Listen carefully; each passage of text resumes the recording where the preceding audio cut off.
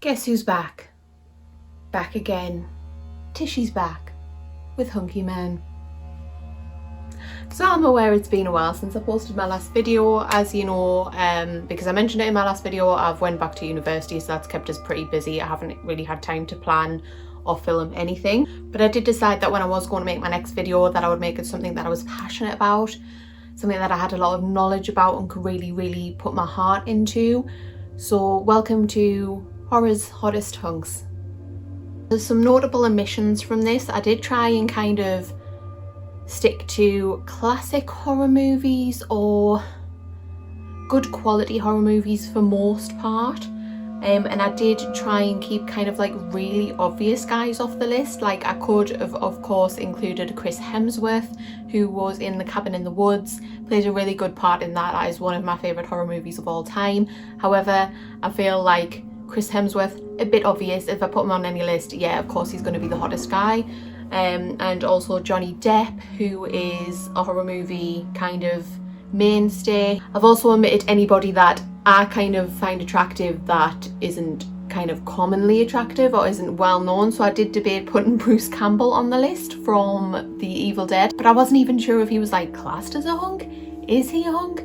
I've also omitted Jason Miller from The Exorcist. The Exorcist is my favourite film of all time. I absolutely love it, and I love Jason Miller, who plays the young priest Damien from the film. He's been one of my kind of lifelong crushes. I absolutely love him, but I knew that he's probably not kind of like commonly associated with being a hot guy. I don't know. So David Norton from American Werewolf in London. This one's a bit weird because honestly, if you look this guy up now, he's aged, as people do. However, in this film, which came out in 1981, holy hell, that's an old film. That came out even before I was born, and that was a long time ago. To be honest, I haven't watched this film in a while. It's kind of on my list for Halloween watching, but I just remember being like a small child and I don't know why I was watching this when I was a small child, but I did, and I just remember watching it and thinking that the lead character was kind of foxy, kind of wolfy. This one I kind of debated even having him on the list because of his age. When I was watching this film originally, I was literally watching it thinking, do they really expect us to believe that this guy is in high school? He's clearly about 27, 28. Like, how can they think they can get away with this? Looked him up, it turns out he was 20 years old in the film, so that makes me a little bit dodgy. But yeah, Alex Wolfe from Hereditary, very cute, very handsome. Unfortunately, a little bit too young for me, but for some people watching, obviously perfectly fine age, I'm sure. Also, Hereditary, I just wanted to be on this list because it's the first modern horror film that I've watched in a long time that has actually genuinely put the poops up me. After I watched it, I could not sleep. Honestly, I don't feel like I can say that about any other film that I've watched as an adult, because it just stuck with me. I can no longer have the window open in the car without freaking out, for obvious reasons. If you haven't seen the film, just drop whatever you're doing and go watch it now. This is going to be a surprising one for a lot of people who may not know that Laurence Fishburne has ever even been in a horror movie. I decided to include him on this list because number one, he's just an amazing actor. Number two, he was really fit when he was in his 20s. And also because not only has he appeared on Nightmare on Elm Street 3, but as most people will or should know, he is also one of the main characters from the Hannibal series, which is obviously a horror series. And the thing kind of I personally know Laurence Fishburne from the most. I know a lot of people it'll be from the Matrix movies, but to be honest, I didn't really get into them the way most people of my age did. But he plays an excellent part in Hannibal, although obviously he is a lot older in that. But if you haven't seen Nightmare on Elm Street 3, I would recommend it. It's my favourite of the series. It's not talked about as much, which I think is really bizarre because, like I say, it's my favourite. It's got a really good storyline, an interesting storyline. It's quite cheesy, but like all 80s horrors were. It's got this general good vibe about it, and it's got general good Laurence Fishburne about it. This is an interesting one because this is a horror movie where there's been an original and a remake, and the lead male from both films are classically good looking guys. However, I've decided to give this one to the original just because, again, the actor from the remake is a bit too much of an obvious one, and that is the Amityville Horror and the Hunky Horror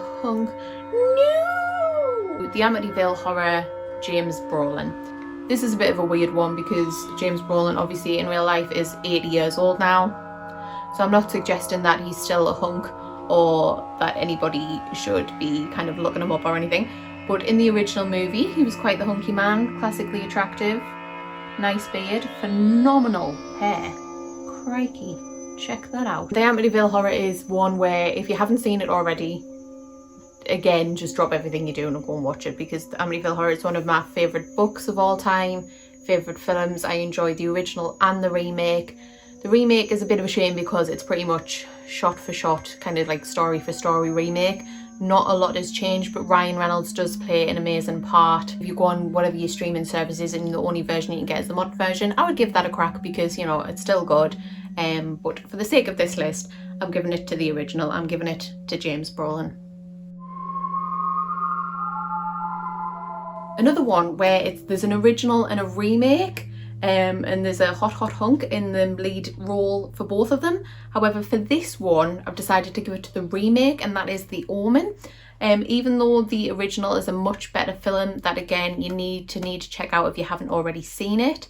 It's kind of, you'll be able to see how much it's been an influence for so many modern films, especially the photograph part, where I don't want to go into too much detail in case you haven't seen it, but there's a bit that involves kind of photographs foretelling destinies, and that's obviously been something that's kind of like become a trope now that's been used in so many horror films, and this, as far as I know, was one of the original sources for that kind of storyline. So the Omen, the original, which came out in the 70s, I believe. It is awesome. The lead male is played by Gregory Peck. The themes, the atmosphere, everything about it is so creepy and so unsettling. But for the sake of the hottest hunk list, I'm going to give this to Liev Schreiber, who is in the remake, the 2006 remake. Again, plays the part fantastically. Good old Liev just pips Gregory to the post on the hottest hunk list because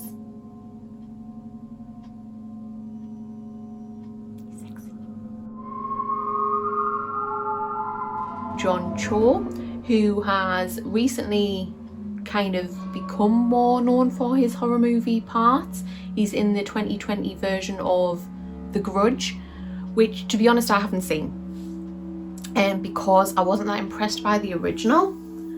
I know it's a bit controversial because The Grudge is seen as commonly known as one of the best horror movies of all time, but I just didn't get it, if I'm honest. I've never seen the original, but I saw the remake that they made a few years ago with Sarah Michelle Gellar in, and I just wasn't impressed by it, and I've never seen the original, so it hasn't interested me enough to watch this 2020 remake.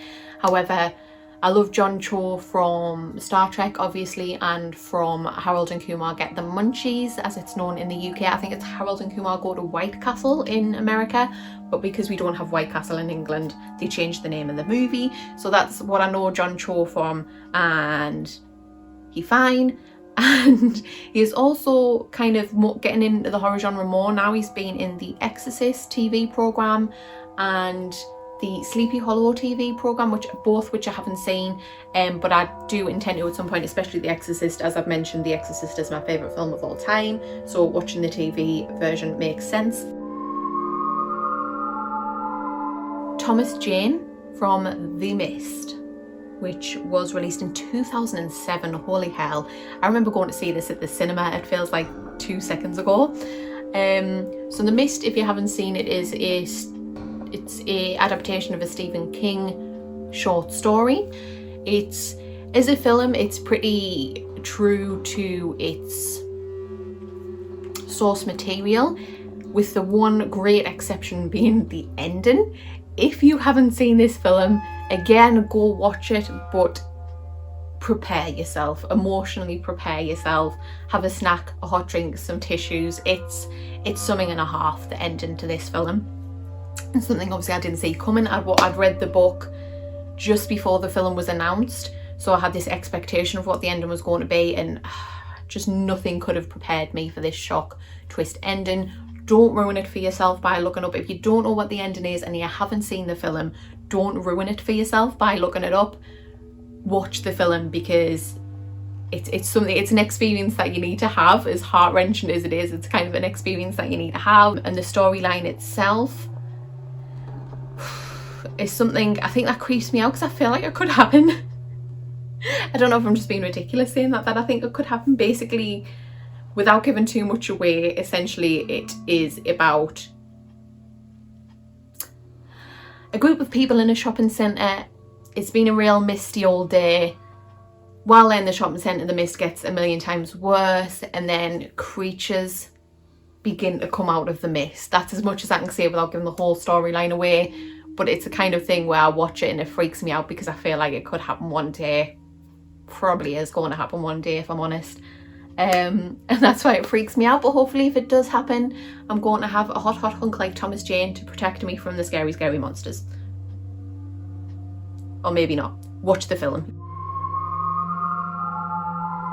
Daniel Kaluuya, obviously from Get Out. If you don't know that, what rock have you been living under? One of my favourite films of all time. I've got this on Blu-ray. I've watched it, I don't even know how many times. I've watched it to the point where I pretty much know the words off by heart. And Daniel Kaluuya plays a phenomenal part in it, like, from just tremendous acting. I've been a fan of his since back in the days of Skins. I've always had a crush on him since Skins, when he played Posh Kenneth, if anyone remembers that. I have had a crush on him since, of course, Black Mirror, since, what's it called, 50 something credits? I can't remember the name of the episode. But yeah, he plays a really great part in that. However, he, just got like 10,000 times hotter in Get Out, thanks to doing an American accent. If you want to take any guy and make him 10,000 times hotter, just give him an American accent. Deal done. And I think that, obviously I'm not American, so I can't tell, but I'm pretty sure he does a really good American accent as well. And just his general kind of, the character's cool demeanour, like, even in a crisis, like a major crisis. Obviously, again, I don't want to spoil this in case anybody watching hasn't seen this film, but it gets pretty crisisy. It gets as crisisy as it can get, and he always keeps his cool, and obviously potentially not to the ending. We don't know. I'm not going to give the ending away, but yeah, he's just a really together guy. He's got a lot of emotion to him. Obviously, when you find out about his backstory and his history, he just hits us right in the feels, and he's got really pretty eyes and a sexy accent, and that's all I'm going to say about that one. This is a difficult one, because even though he is a beautiful human being, obviously you don't get to see that in the film because he's covered in the Pennywise makeup. Definitely not a hot horror hunk in that makeup. At some point in these next few minutes, that wall hanging is going to fall off my wall, and I'm going to not cry.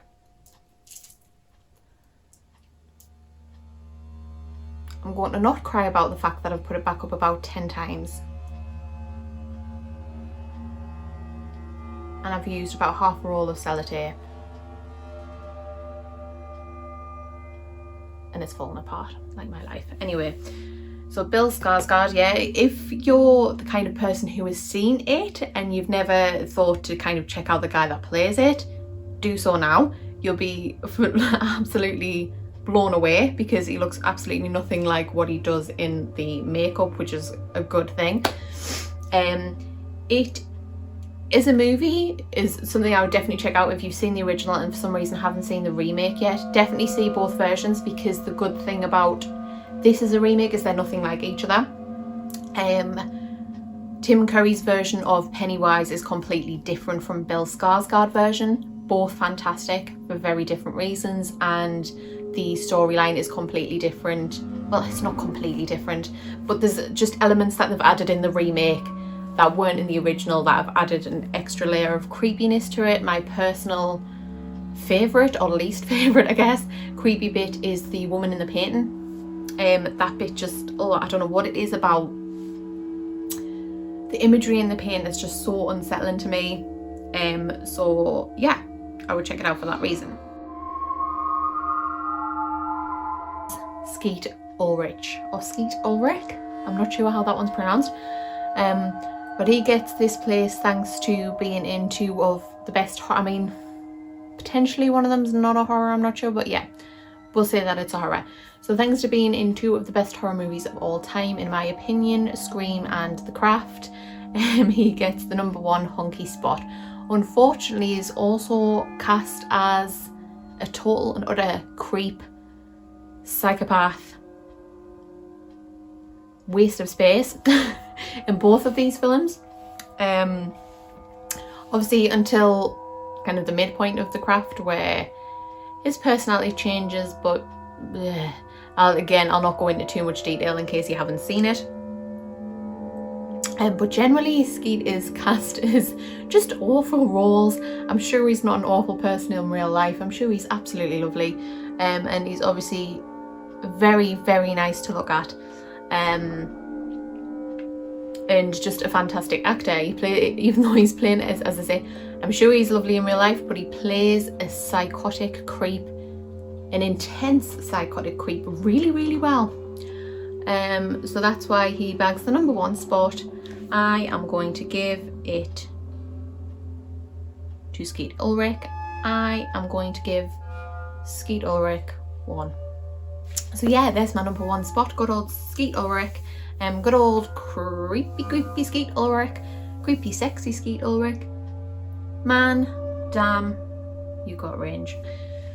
Now there is one, thanks to my really bad planning for this video, there was a very, very notable exclusion from this list, because it turns out I'd actually listed 11 actors, and I could have just made this 11 horror hunks, but I just don't like that number. Maybe I could have made it 13 horror hunks. Oh, I should have made it 13. Oh man. Backdrop agrees.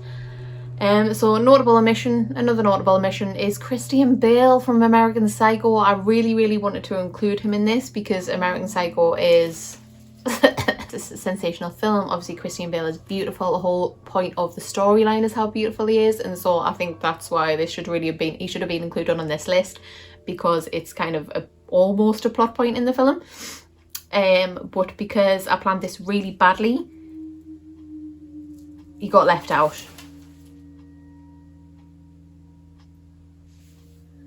See, the problem is my backdrop is a Christian Bale fan, and she was really, really knocked off that I left him off the list, so that's why she's just given up and just fallen off the wall entirely. Either that, or it's because we put the nails in like far too high, so I had to take them off and sellotape them to the wall a little bit lower so that the background looked better, and the sellotape didn't hold, and now the background's fallen off, and now there's just no point in having a background altogether. And I've been filming this video for like 50 minutes and the content's probably rubbish. So thanks for watching. I hope you like my list of 10 horror hunks, kind of 11 horror hunks because of Christian Bale. And if you did like it and you want to see my week of spooky videos, or 5 days anyway of spooky videos, please like, please subscribe, share, comment, all those doodads. I can't remember what to say at this point in the video.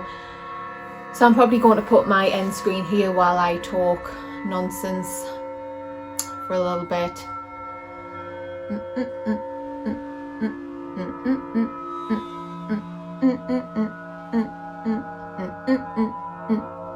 Guess who's back?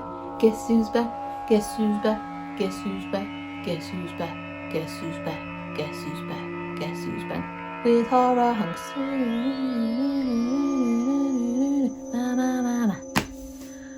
And we're done.